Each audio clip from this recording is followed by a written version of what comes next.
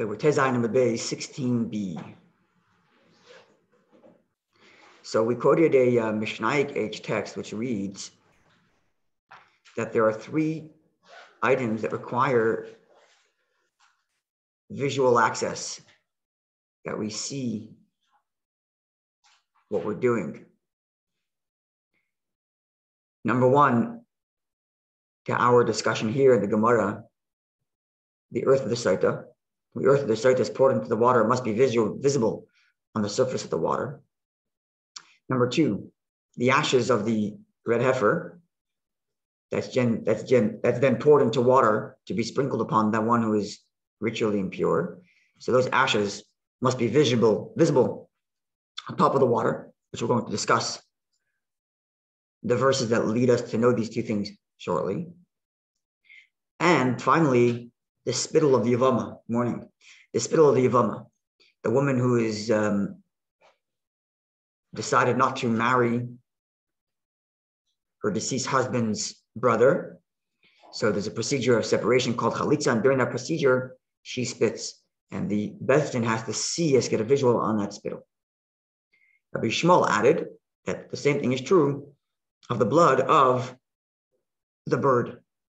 The bird is part of the Metzora, the one who has the skin discoloration as a result of spiritual affliction. And during this process of purification, there is a small bird offered. We're going to discuss the size of the bird soon, but it's a small bird that's offered. And the blood of that bird is the verse says the blood should fall into a cup with water, and then it's later sprinkled on that person. So likewise there, the blood has to get a visual on the blood. It cannot be submerged into the water where we don't see it anymore. It has to have to be visual. This is Rabbi Shmuel's view. So before the Gemara gets to understanding how we concluded that the Sotah, we have to see the earth there, and with the ashes of the red heifer, we need to see the ashes. Before the Gemara gets to that, the Gemara first discusses Rabbi Shmuel's view that we have to get a visual on the blood of the bird, and it cannot be so submerged in the water that we don't see it. So my time with Rabbi Shmuel, what is the reasoning of Rabbi Shmuel, says the Gemara? Amru, the Ksiv, because the verse reads, the Taval Oisam, we shall dip them, that is to say the hyssop, the bird, and the string should be dipped into this mixture of blood and water and then sprinkled on the person. So the verse reads, the Taval Oisam Adam, you should dip them, this sprinkling device, into the blood, hatzipor of the bird. Okay, that's the verse. Dip it into the blood. So obviously you need to have access to the blood to be able to dip it into the blood that fell into the cup. So the Gemara continues. The Tanya, we've learned in the Mishnaic text in analyzing this verse. The verse said, Badam, you dip this sprinkling device into the blood. So Yachal, you might have thought, had the verse just stopped there, Badam, that you dip it into the blood, v'loi b'mayim, and not into the water. Because the verse does say that the blood should pour into a cup that has water. But when it comes to dipping, before sprinkling, had the verse only said the word dip it into the blood, then you would have assumed dip it into the blood, not the water. That would mean that the blood should be so much that there's no access to the water anymore. You dip it just into the blood. That's what you might have thought had the verse stayed there. But Talmud Sotah, the verse comes and says, Mayim, that there should be access to the water as well. Let me read the entirety of the verse so we can get a full idea. Okay. So the verse reads, you should take the hyssop tree and the cedar tree and the string that ties it together, and the tzipor and the bird. Actually, the living bird is a different bird. The tavel oisim badam, and you should dip all that into the blood of the bird that was slaughtered, and in the living water, and sprinkle it on to the home that was afflicted 7 times. That's the verse. So you got to sprinkle. So I'm sorry, I kept on saying sprinkling on the person. We're talking about sprinkling it on the home that got this discoloration because of spiritual affliction. At any rate, sorry? They always give you exact measurements. The verse doesn't give exact measurements, but the verse gives instructions. And we're going to derive from the instructions the exact measurements, which is going to come soon. But the first instruction is that it should be dipped into the blood. Had the verse stopped there, we would think, okay, just the blood. But Talmud Sotah, the verse comes along and says that it should be dipped also ubamayim, and in the water. That's what the verse says. Where's that Rashi? Rashi addresses that here.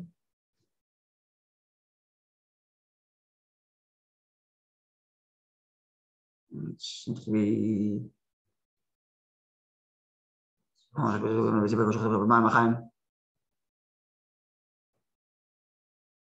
something's missed this verse. I'm not sure if this is the right verse. Anyway, the verse reads, also water. Okay.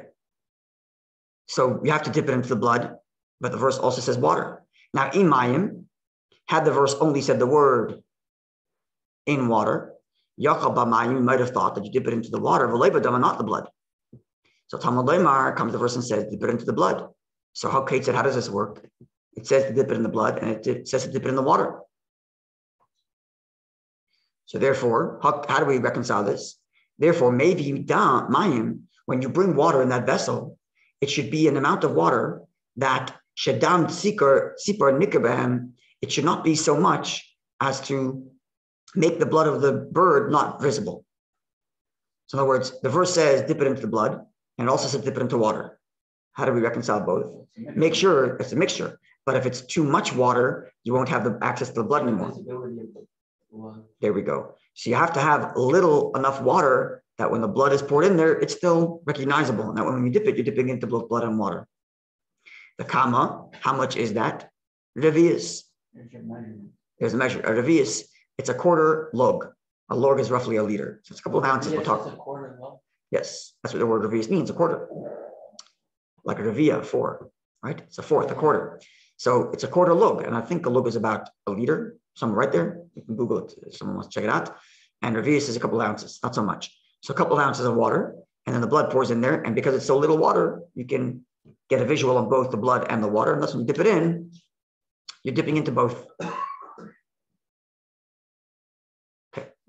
But now the question becomes, the Rabbanon and the sages disagreed with Rabbi Shmuel. Rabbi Shmuel is the one who added to the list and said that the blood of the bird also has to be visible. But the sages only said 3. The earth of the Sotah, the ashes of the red heifer, and the spittle of the avama. So the sages, therefore, must be of the view that the blood of the bird does not have to get it. You don't have to get a visual on that. So the question becomes, how do the sages reconcile the verse Rabbi Shmuel just quoted? Rabbi Shmuel seems to have a good backing. The verse says dip it in the blood and dip it in the water. How do you satisfy both? By making sure you can see the blood in the water. But the sages who say you don't have to see the blood in the water, how do they deal with that verse? Which seems to imply Rabbi Shmuel's view. Clear? Says the Gemara, Hahu. That verse, Lagufe,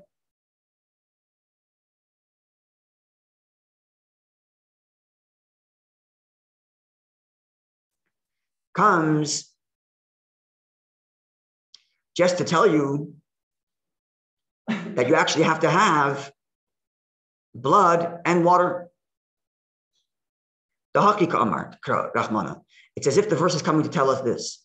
Atvil dip it, bedam uvemayim, into blood and water, even if you don't see the blood. In other words, whereas Rabbi Shmuel said, when the verse says blood and water, it must mean that you can see the blood and water when you're dipping it. Said the sages, no, it just means blood and water have to be there, even if I don't see the blood. Even if the blood is so diluted, it's still there in reality.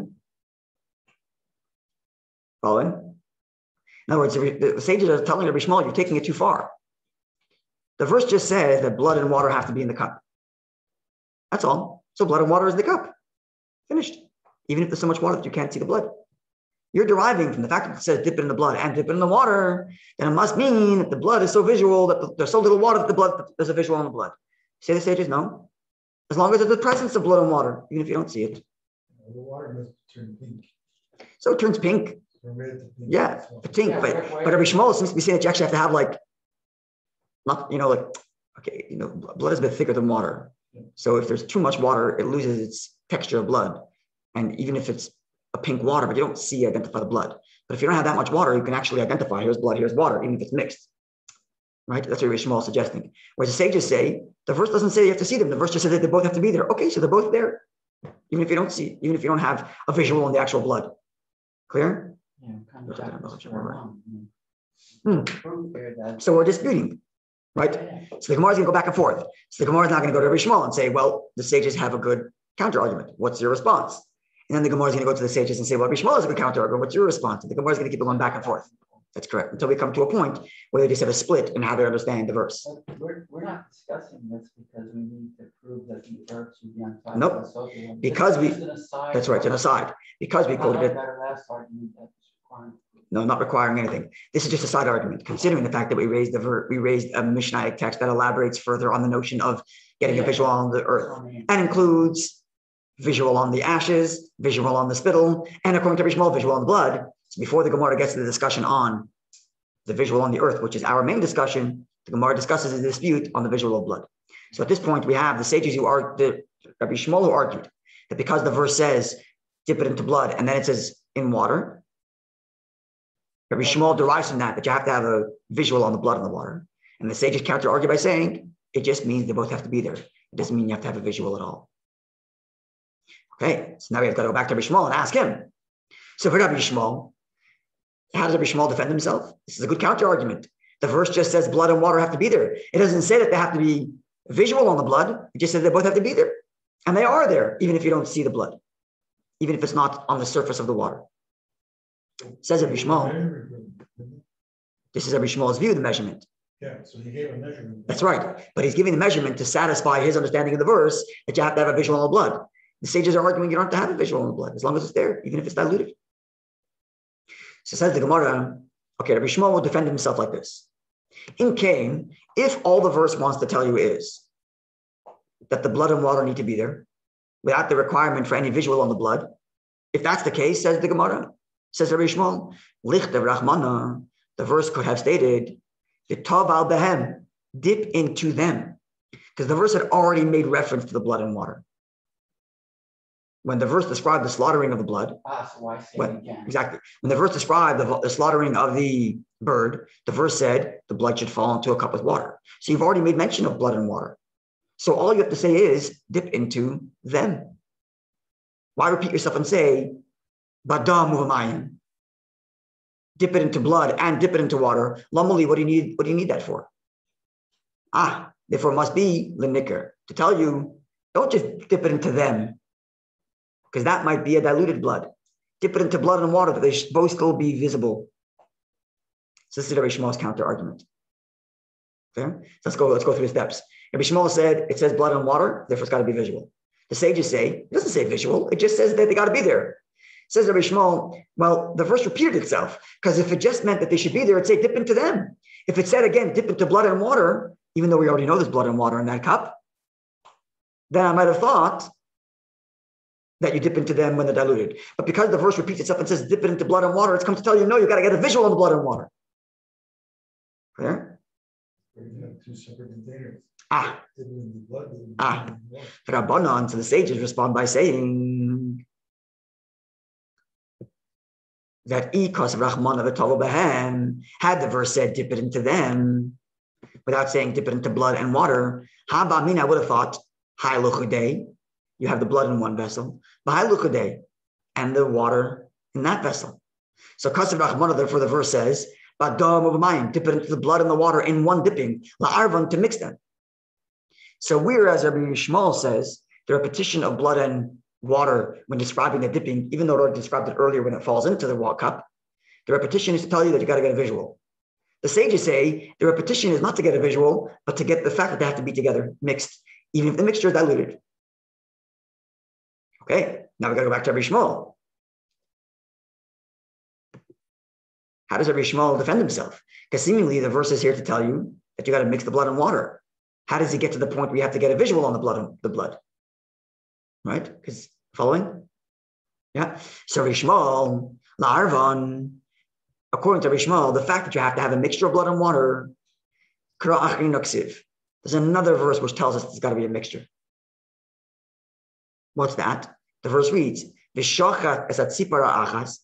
slaughter one of the birds, and there it says that the blood should fall al mayim chayim, on living waters. So the verse already says there's a mixture. So verse 1 says there's a mixture, let the blood flow in the water. Then so we already know it's a mixture, and we already know that they both have to be there. So when the verse repeats itself and says, dip it into the blood and the water, rather than saying dip it into them, it must be because it's got to be a visual. Okay? So now go back to the Rabbi Shmuel's argument. So for Rabbanon, back to the sages. We already know from the description of the slaughtering that the blood's got to fall onto the water. We already know that they're mixed. So then the repetition of blood and water in describing the dipping must be a visual. How do you explain yourself, sages? Where you say there doesn't have to be a visual on the blood and the water. The blood can be diluted. Can it be that you don't stir? The Gemara doesn't say that. Let's see. Well, the sages actually say you could stir it and you completely dilute the blood and it doesn't matter, right? So how do they get to that when seemingly we already know it's mixed by the description of the slaughtering? And therefore the repetition of the fact that the verse says, instead of saying dip it into them, it says dip it into blood and water, seems to imply like a Rabbi Shmuel that you should actually get a visual on the blood and the water. Says the Gemara, no. This verse, which describes the slaughter, is not good enough for the sages to teach us that they have to be mixed. Because imahu, if I were to rely on that verse, which says that when you slaughter it, you got to slaughter onto the vessel on the water, havamina, I would think it meant leshachte samach lamana, slaughter it right next to that cup with the water, but benaktinu leveridin, put your thumb and hold on to the pipes so that no blood comes out, and to pour it and to pour the actual blood, the manachin, in a different cup. Because if you look at the exact language of the verse reads, slaughter one of the birds into a earthenware vessel on top of the living water. It doesn't say the blood has to go into the living water. It says slaughter it on top of the living water. And in theory, say the sages, you can slaughter it on top of the living water and the blood should go somewhere else. You slaughter it, keep your thumb on the pipe so no blood comes out, take it away and empty the blood into another cup. In other words, when you're slaughtering it, you have the bird over the living waters. That's correct. In theory. Covered. That's correct. And then empty it out somewhere else. Because the verse doesn't say the blood should go into the water. The verse says the blood should go into a earthenware vessel on top of the living water. As if to say, slaughter it on top of the living water, but you can pour the blood somewhere else. So therefore the sages say that verse describing ritual slaughter is not enough to teach us that the blood and water got to be mixed. And therefore later when the verse says dip it into blood and water, that teaches us it's mixed. And because it teaches us it's mixed, it can be completely mixed to the point of dilution. Whereas at this point, the Gemara does not go back to defending Rabbi Shmuel. Because perhaps Rabbi Shmuel would say it's such a far-fetched description that it's too uncommon to even think about. And therefore, when the verse says slaughter on top of the waters, it means let the blood fall in the water. And that's clear that it means mixture. And therefore, when the verse repeats itself, dip it into the blood and water, it must mean for visual. So here's our split between Rabbi Shmuel and the sages. I'll get to you in a second. This tells us our split between Rabbi Shmuel and the sages. The sages say that we could entertain the notion that slaughtering it on top of water means to slaughter it without any blood coming out and then pour the blood somewhere else. Where the sages say where the Rabbi Shmuel says that's such a far-fetched case that we wouldn't think that. When it says slaughter on top of the water, it means let it flow on top of the water. And therefore, we already know there's a mixture. And therefore, when the verse repeats itself, it says dip it into the blood and the water, it means get a visual on the blood and water. Clear? Okay, what do you want to ask? Just thought maybe they have a cup of water or the 500 milliliters of water and put a cup on top of it and put the blood on that. It's an interesting way of getting. But maybe one could argue that wouldn't satisfy the verse which says to slaughter it on top of the water because there's a separation between the blood and between the bird and the water. Maybe you have to have like no separation because the verse says slaughter it on top of water. You're holding a thing of water. Yeah. And then you put another earthenware. And then you're slaughtering on top of that other earthenware. Yeah. Then that would be then that other cup would constitute a separation between the water and the slaughtering. Right. So maybe that's why it wouldn't be satisfied. What you're doing on top of the water. But this is separation. So maybe on top of the water means without separation. Maybe. I don't know. It's good. That's a good point. But I think dip it into the blood and the water. Right. So you could think that they're separate. But didn't you mention earlier that there are already two verses that state that the blood and the water have to be mixed? One verse describes the slaughter, and one describes this, the mix, the dipping. That's it. Because earlier it seems you said that there was now there's another verse that says that they were mixed. There's only 2 verses, no. Only 2. What were we referring to earlier? Yeah, we were referring to the same verse. We just didn't get into the details of on top of the water. It was the same verse describing the slaughter. I think in the third round of arguments, I think we just reanalyzed the same verse. That verse really doesn't mean mix. That's right. That's right. That's right. So that's right. So in the third round of arguments, we were reanalyzing the same second verse. Right. Not the third verse. The second argument set, I think, was suggesting that while it's both verses are saying that they're mixed. Because you can't pour the blood on top of water because the blood is going to go right down. It's heavier than water. That's what. So the blood will go down. Sure. Yeah, right. So which is why you can't have too much water. Because if too much, that's why Rabbi Shmuel, the sages would say it's allowed to be diluted. So you can have a full cup of water and let the blood sink to the bottom. No one cares. Does it sink? As long as sure it sinks. It sinks, but it also loses its thickness as it sinks. Stay independent in water. Depends how much water there is and how much they dilute it. But it would slowly start to strand and separate, but the blood would sink to the bottom. So the sages would say if you had a lot of blood, a lot of water, and that happened, that's fine. But Rabbi Shmuel therefore says make sure it's only very little so that when the blood comes out, it doesn't get that dilution, right? Which the Gemara is actually going to discuss right now.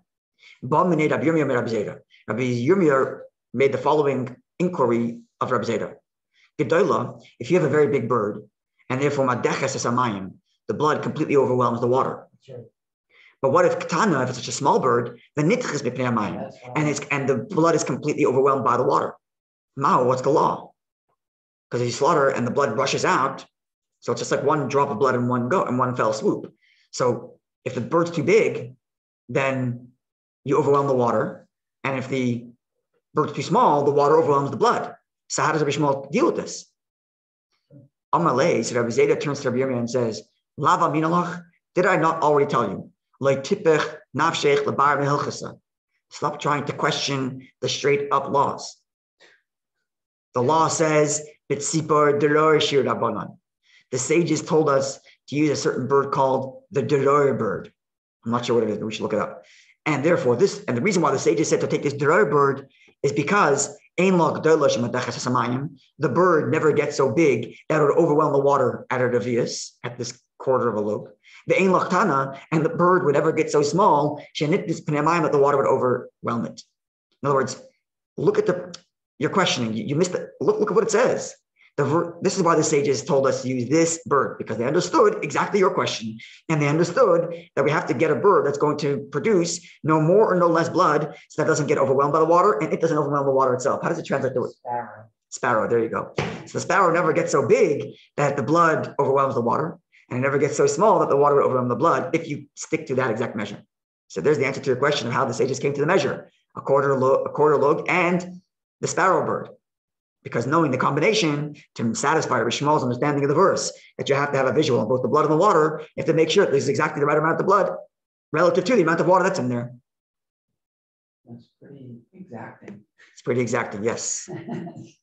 So just in case anybody wanted to know, if the sages studied the sciences, the answer is yes, because they need to understand exactly which birds get which size and how big they get and how small they get to make sure that we're satisfying all the needs of the verse.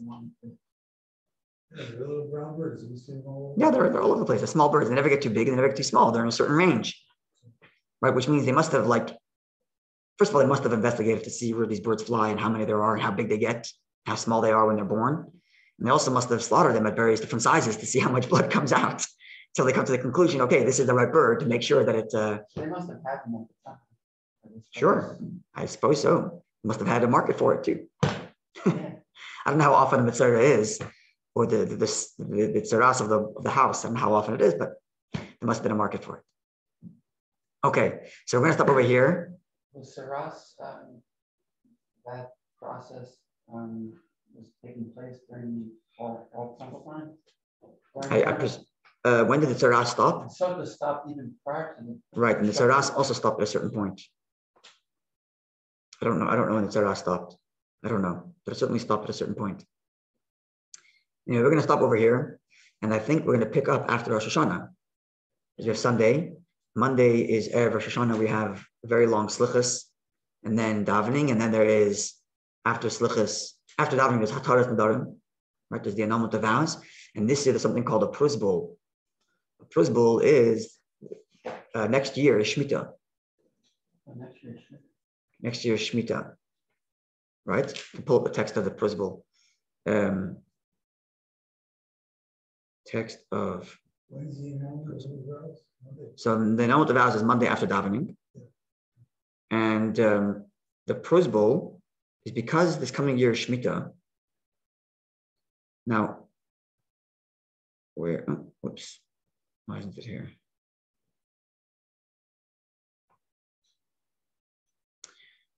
Because this coming year is Shemitah, and one of the laws of Shemitah is that, whoops, let me clear, pull it up here.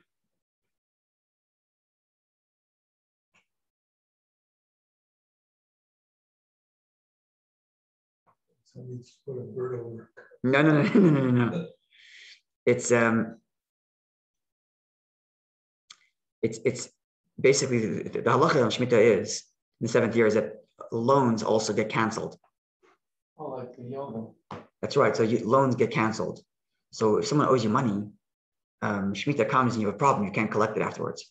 So Hillel the elder, who understood that the Shemitah was causing people to not borrow and lend, which is a big problem, obviously. So towards the end of the Second Temple, I'm reading here from the Wikipedia page, that was during the end of the Second Temple, he established that you hand over all of your loans to belong to the Beis Din, and the Beis Din is not obligated in the laws of Shemitah. So for the year of Shemitah, your loan belongs to the Beis Din. And if you collect, you're collecting on behalf of the Beis Din, not behalf of yourself. So this year before Shemitah, after your Hataras Nadarim, after you annul vows, you got a Beis Din in front of you. You're going to read a declaration handing over your loans to the Beis Din. So that's what we're going to be doing on Monday. So that's Erev Rosh Hashanah. So I guess we'll pick up on the Gemara on Thursday. Okay, so then we can wish everybody a successful year, a good year on every single level. Happy, healthy, sweet new year for each one of us, spiritually, materially, emotionally, mentally, on every level. We should have a good year, successful year. And the main thing, Mashiach should come even before next year, and then next year we can serve God the way we're supposed to, with the bird slaughtering. We're going to have a class on